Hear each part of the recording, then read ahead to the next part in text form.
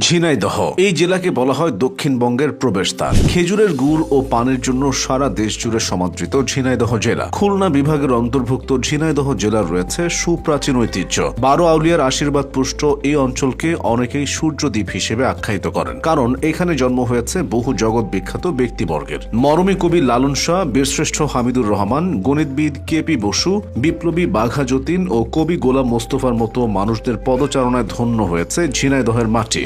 বাংলাদেশের স্বাধীনতা সংগ্রামেও ঝিনাইদহের রয়েছে বীরত্বগাথা ইতিহাস। 1971 সালের 1 এপ্রিল এই জেলায় প্রথম সম্মুখ লড়াই সংঘটিত হয়। স্বাধীনতা সংগ্রামে এখানকার 176 জন বীর মুক্তিযোদ্ধা শহীদ হন। তাদের মধ্যে আছেন বীরশ্রেষ্ঠ হামিদুর রহমান। ঝিনাইদহের রয়েছে অনেক ঐতিহাসিক ও দর্শনীয় স্থান। এগুলোর মধ্যে উল্লেখযোগ্য হল নলডাঙ্গা সিদ্ধেশ্বরী কালী মন্দির, গণিতবিদ কেপি বসুর বাড়ি, কবি গোলাম মোস্তফার বাড়ি ও শহীদ বীরশ্রেষ্ঠ হামিদুর রহমান গ্রন্থাগার ও স্মৃতি জাদুঘর।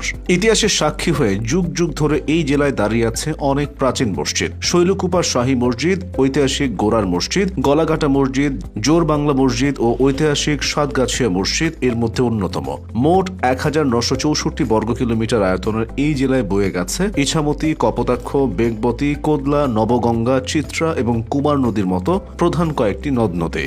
এছাড়াও ঝিনাইদহে রয়েছে অসংখ্য ছোট বড় খাল বিল। বিলগুলোর মধ্যে অন্যতম হল কাজলি, খুরশি, করাতিপাড়া, কুশাইখালী, রুইমারি, চণ্ডীসন্ধ্যা ও মানিকদিহি বিল। এসব বিলে প্রচুর মাছ পাওয়া যায়। ঝিনাইদহের অর্থনীতি মূলত কৃষি নির্ভর। এই জেলায় প্রতি বছর ধান, গম, পাট ও মশলার মতো অর্থকরী ফসলের ব্যাপক উৎপাদন হয়। কৃষির পাশাপাশি ঝিনাইদহের প্রবাসী, সরকারি চাকুরিজীবী, গার্মেন্টস কর্মী ও অন্যান্য পেশার মানুষজন দেশের অর্থনীতিতে গুরুত্বপূর্ণ অবদান রাখছেন। শিক্ষা দীক্ষায় এই জনপদের মানুষ বেশ অগ্রসর। ঝিনাইদহ বিশ্ববিদ্যালয় আছে একটি, কলেজ 54টি, পলিটেকনিক ইনস্টিটিউট একটি, মাধ্যমিক বিদ্যালয় 304টি, প্রাথমিক বিদ্যালয় 804টি এবং মাদ্রাসা আছে 243টি। এখানে ক্যাডেট কলেজও আছে। দেশের সব ক্যাডেট কলেজগুলোর বয়সের দিক থেকে ঝিনাইদহ ক্যাডেট কলেজ দ্বিতীয়। 1963 সালে উদ্বোধন হয়ে 1964 সাল থেকে এর কার্যক্রম চলছে। জনশ্রুতি আছে প্রাচীনকালে বর্তমান ঝিনাইদহের উত্তর পশ্চিম দিকে নবগঙ্গা নদীর ধারে ঝিনুক কুড়ানো শ্রমিকের বসতি গড়ে ওঠে। তখন ভারতের পশ্চিমবঙ্গের কলকাতা থেকে ব্যবসায়ীরা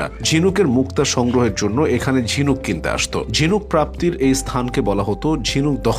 ঝিনুক থেকে মুক্তা সংগ্রহের মাধ্যমে এবং ঝিনুক পুড়িয়ে চুন তৈরির পর তা বিক্রি করে মানুষের আয় হতো। ঝিনুককে আঞ্চলিক ভাষায় ঝিনেই বা ঝিনাই বলা হয়, আর দহ অর্থ বড় জলাশয়। সেই অর্থে ঝিনুক দহের অর্থ ছিল ঝিনুকের জলাশয় অথবা ঝিনুকের গ্রাম। ঝিনুক ও দহ থেকেই ঝিনুক দহ বা ঝিনাইদহ, পরে এটি রূপান্তরের মাধ্যমে হয়েছে ঝিনাইদহ। এভাবেই ঝিনাইদহ নামের উৎপত্তি হয়। ব্রিটিশ শাসনের শুরুতে ঝিনাইদহ একটি পুলিশ ফাঁড়ি ছিল। 1793 সালে তা থানায় রূপান্তরিত হয়। অতীতে এ অঞ্চল যশোরের অন্তর্গত একটি মহকুমা ছিল। বাংলাদেশ স্বাধীন হওয়ার পর প্রশাসনিক বিকেন্দ্রীকরণের পরিকল্পনা অনুযায়ী 1984 সালে ঝিনাইদহকে জেলা হিসেবে উন্নীত করা হয়। মোট 6টি উপজেলা ছাড়াও এই জেলায় আছে 6টি পৌরসভা, 67টি ইউনিয়ন, 945টি মৌজা, 1144টি গ্রাম, 54টি ওয়ার্ড এবং 136টি মহল্লা। প্রাকৃতিক পরিবেশের জন্য দেশের দক্ষিণ পশ্চিমাঞ্চলের এই জেলাটি অনন্য। শত বছরের ঐতিহ্য নিয়ে ঝিনাইদহের বিভিন্ন রাস্তার ধারে দাঁড়িয়ে আছে বিশাল আকৃতির অসংখ্য রেন্ট্রি গাছ।